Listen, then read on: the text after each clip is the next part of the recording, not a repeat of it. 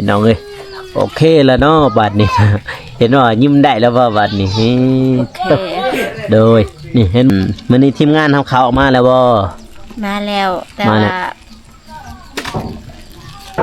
เพิ่นไปทงไว้ต่อเพิ่นไปทงไว้โดยก็ได้ 80% 90%ยังอีก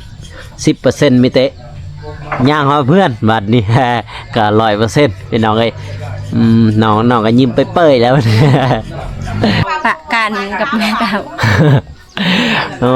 ยอันตรายพี่น้องมีแต่ปะกันทางนี้บ่ถือสาเขาดอกพี่น้องบ่ถือสาเขาดอกก็คือว่าแล้วเนาะความฮักบ่เข้าไผออกไผ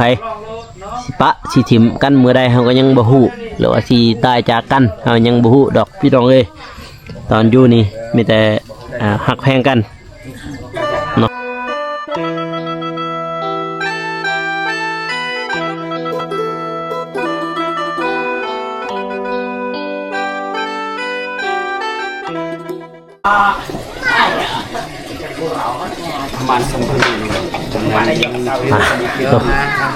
เปิดภาพมาอีกพี่น้องเอ้ยมานี่กะมาอยู่มุงเก่ามองเดิมพี่น้องเอ้ยตัวสร้างเพิ่นกะเสร็จสิ้นยังดีดยังอยู่พี่น้องเอ้ยเนาะตัวก่อนอื่นกะกราบสบายดีเด้อพ่อแม่พี่น้องเนาะบ่ว่าสิอยู่ภายในหรือว่าต่างประเทศก็ยินดีต้อนรับเข้าสู่ช่องเบาโกชนบทสปปลาวเด้อพ่อแม่พี่น้องเอ้ยต่อยังตัดอยู่ยังหน้าดีอยู่พี่น้องเอ้ย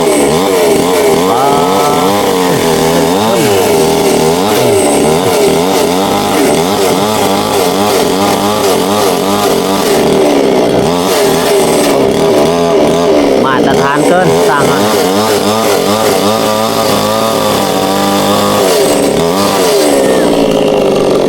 นี่แหละไอแดงจัดให้เนาะพี่น้องเนาะไอแดงเดี๋ยวเฮ็ดทันทีเลยคนใจพาให้มันแล้วเนาะ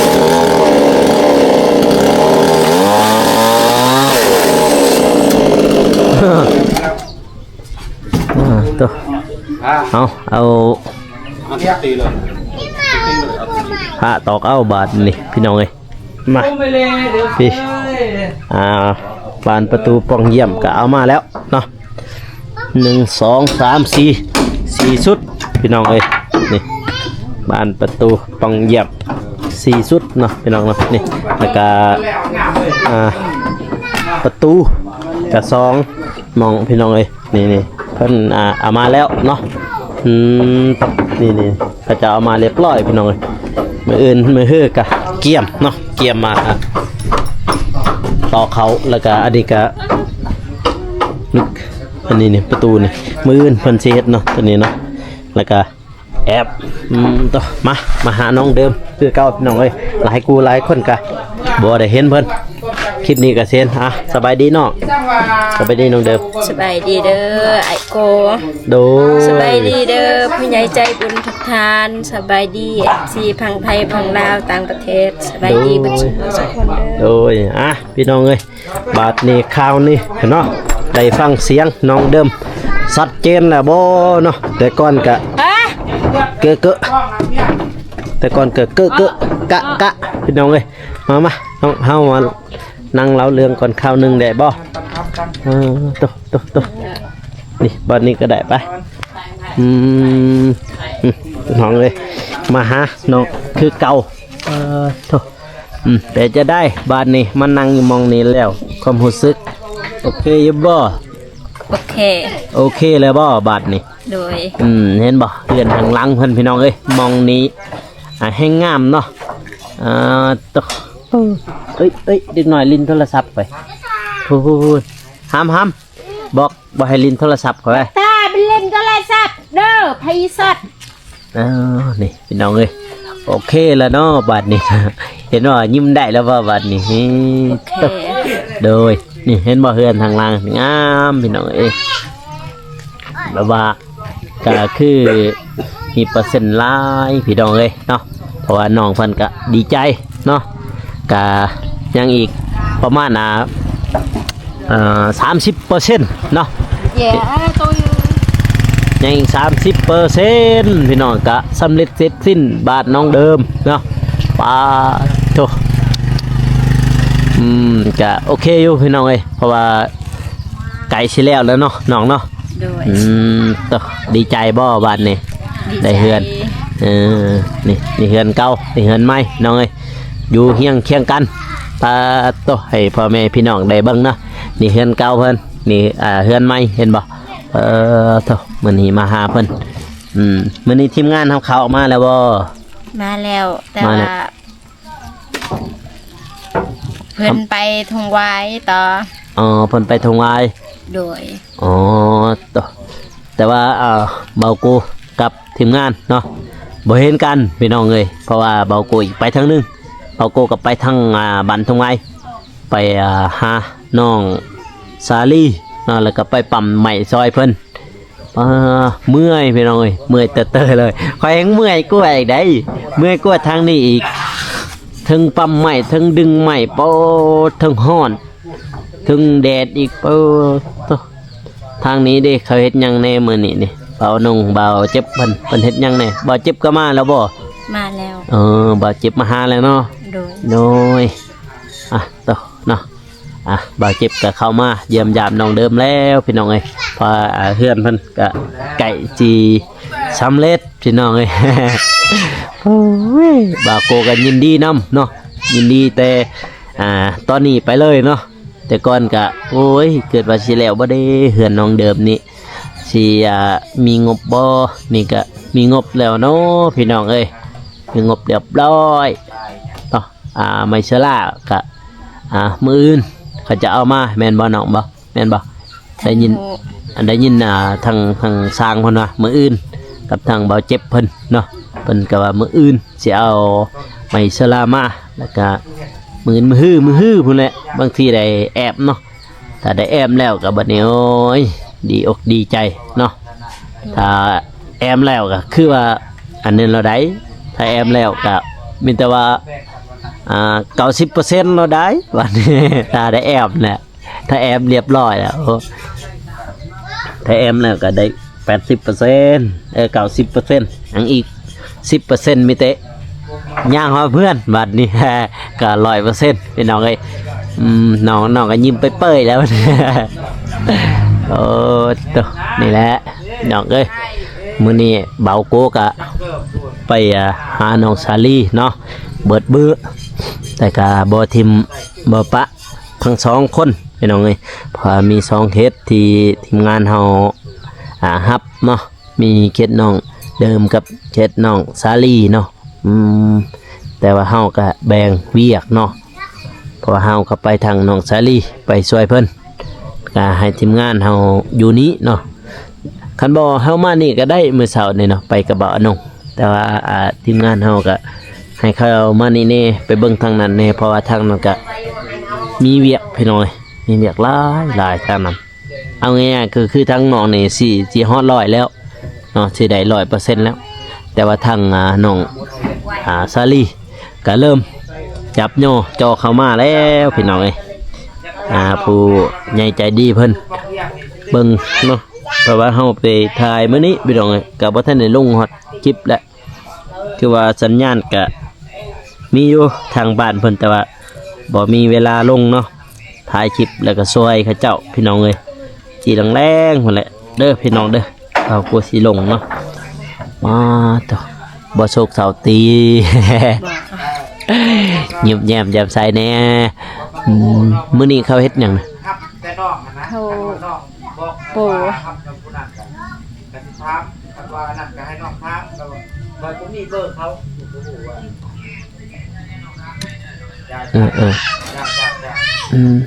เขาเฮ็ดหยังแน่มื้อนี้ ปู กับปูทีมงานเฮาเด้เฮาเขาเฮ็ดหยังแน่พวกเบาเจ็บเบาอันนุ่งเราเฮ็ดหยังมื้อนี้ เขาเอามาประตูกับแปลนปู เขาไปเอาอยู่ท่าแตงเพิ่นบ่เขาก็ไปบ่ท่าแตงเลยว่าบ่ได้ไป บ่ฮู้คือกัน เห็นแต่เขามาจากโมงพันนี่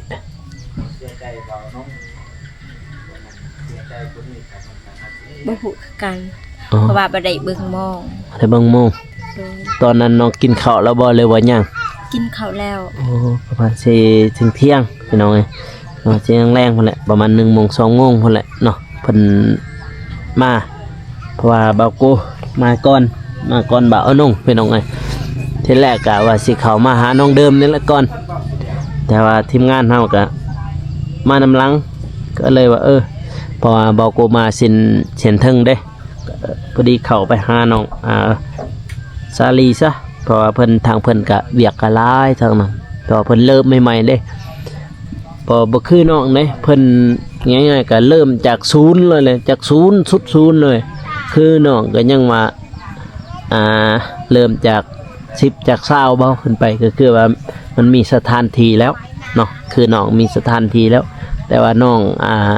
ซาลีครับง่ายๆก็เริ่มจากศูนย์เลยบ่มีเลยบ่มีหยังเลยเพราะว่าน้องเพิ่นก็บ่มีดินเนาะบ่มีดินก็เลยบ่เตียงมันซื้อดินก็เป็น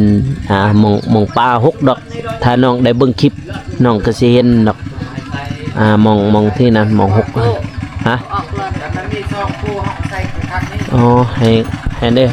เอาเข้ามาทางนี้บ่โอ้เด้ให้เล็กน้อยเอาออกแล้วจบแบบนี้เพิ่นได้ยังแน่มาตอนนอกมีแนวตอนเบาเจ็บเบาตุนนะเคยเห็นเพิ่นลงคลิปมีแนวมาฝากนะเห็นบ่มาให้สบู่พ้นแล้วก็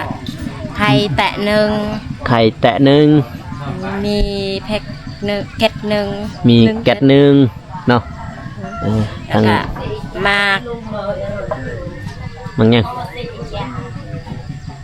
เกี่ยงบ่ เฮาก็เบิ่งในคลิปผ่านๆพี่น้องเอ้ยเพราะว่าเพราะว่าอ้ายก็บ่มีเวลาลิ้นโทรศัพท์เลยทางนั้นบ่ได้มีเวลาลงลิ้นโทรศัพท์บ่มีเวลาลงคลิปพี่น้องเอ้ยเพราะว่าเบาโกมากะประมาณ11 โมงเนาะเบาโกไปทางนั้นแล้วก็ไปหอน้ำพอดีเขากินข้าวแล้วก็ลุยต่อเลยเขาพักข้าวหนึ่งโตปั๊มใหม่อยู่หันบักหลายๆนี่ได้เราปั๊มใหม่เราปั๊มแบบว่าปั๊มนี่แต่ใหม่ใหญ่ๆเลยถ้าเบิ่งคลิปเสียลงให้เบิ่งพี่น้องเลยนี่ก็โอเคแล้วดีอกดีใจน้ำน้องพี่น้องเลยว่าเขาเฮ็ดไก่ชิแล้วพี่น้องดีอกดีใจเนาะตัวก็เอื้อเจ้าบ่ได้มาบ่เอื้อจานผู้อยู่อานานบ่มาบ่ปัดขึ้นเฮือนเรามาปัดขึ้นเฮือนโดยเพราะว่าช่วงนี้เราบ่มีเวลาค่ะเวียกปลูกมันเราปลูกมันครอบครัวเราจะคนแบบหลายคน แต่เด็กน้อยโดยพวกเด็กน้อย2 คนผู้หญิงกับพ่อแม่ปะกันมาอยู่น้ำเอื้อยพ่อแม่ปะกันโดยหลานผู้ชายตัวมันสูงสำเนกะพ่อเสียแม่ปะให้แม่เฒ่าเบิ่งผู้หญิงผู้ชายผู้หญิงก็อยู่นำแม่เฒ่ากันพ่อเสียแต่ว่าแม่ปะให้แม่เฒ่าเบิ่งแบบเขาปะให้แม่เฒ่าพ่อเฒ่าเบิ่งแม่เฒ่าบ่มีพ่อเฒ่าบ่มีพ่อเฒ่าเสียแล้วแม่นบ่ปะกันกับแม่เฒ่าโอ้ยอันตรายพี่น้องมีแต่ปะกันทางนี้บ่ถือสาเขาดอกพี่น้องบ่ถือสาเขาดอกก็คือว่าแล้วเนาะความฮักบ่เข้าไผออกไผสิปะสิถิ่มกันมื้อใดเฮาก็ยังบ่ฮู้หรือว่าสิตายจากกันเฮายังบ่ฮู้ดอกพี่น้องเอ้ยตอนอยู่นี่มีแต่ฮักแพงกันเนาะตอนอยู่หรือว่าตอนยังมีชีวิตหรือว่าตอนยังหายใจให้เบิ่งแย่งกันแหละพี่น้องเอ้ยให้ฮักให้แพงกันเบิดเสียก็เฮ็ดจังได้ความตายไปก็หลีกเว้นบ่ได้เนาะความตายนี่ไปก็หลีกเว้นบ่ได้ ทุกคนมันต้องมีมือจบเนาะหมองนั้น เกิดก็ต้องมีมือจาก มีมือเกิดก็ต้องมีมือจากแล้วอ่ะน้องเดิมเพิ่นมาเป็นน้องเอ้ย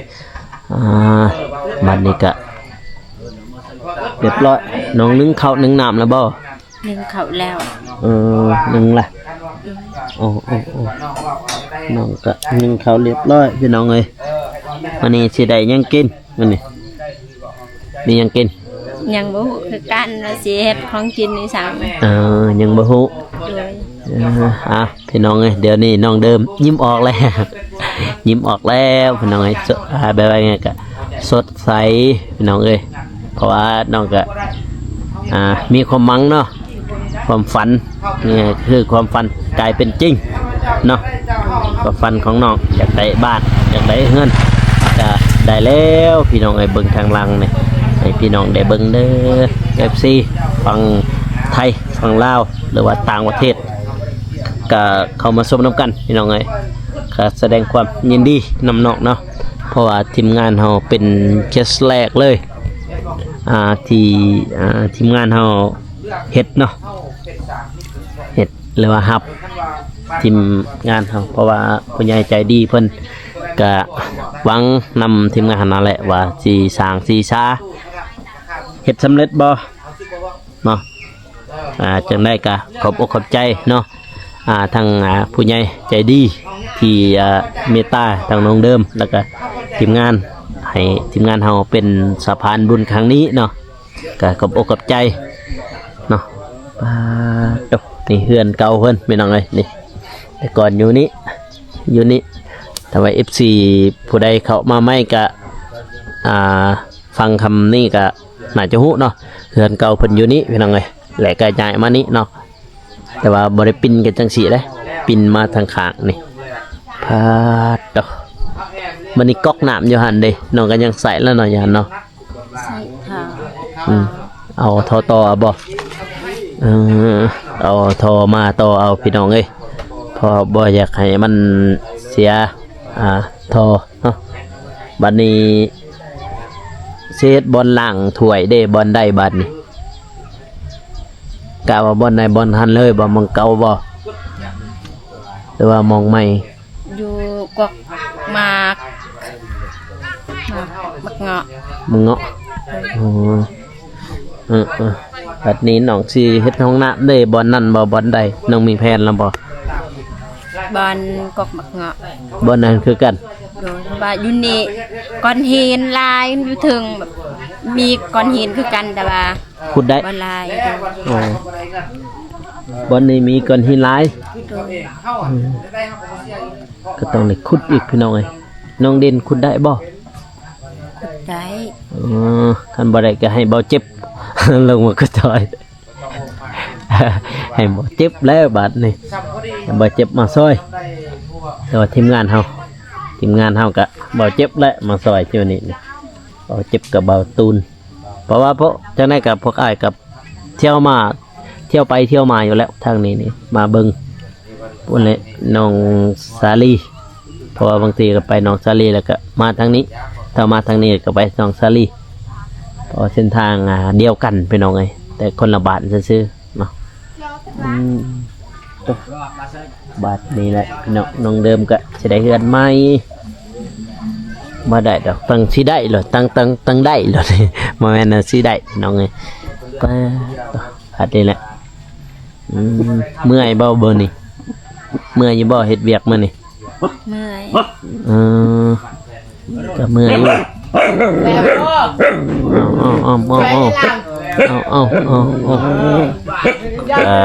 คนดังประจำที่เนาะใส่ก็สบายแม่นบ่ใส่แล้วก็สบายไปใช้อีกบัดนี่ไปใช้อีกเบียร์แล้วกินเบียร์บ่แล้วก็ย่างอยู่หั่นน่ะเลาะวัดเนาะกลางคืนแล้วนอนอยู่บ่ บ่ละกลางเว้นก็ละกลางคืนก็ละ เลาะมีแต่เลาะบัดนี้เรานอนอยู่ใส่แต่ละเทื่ออีหยัง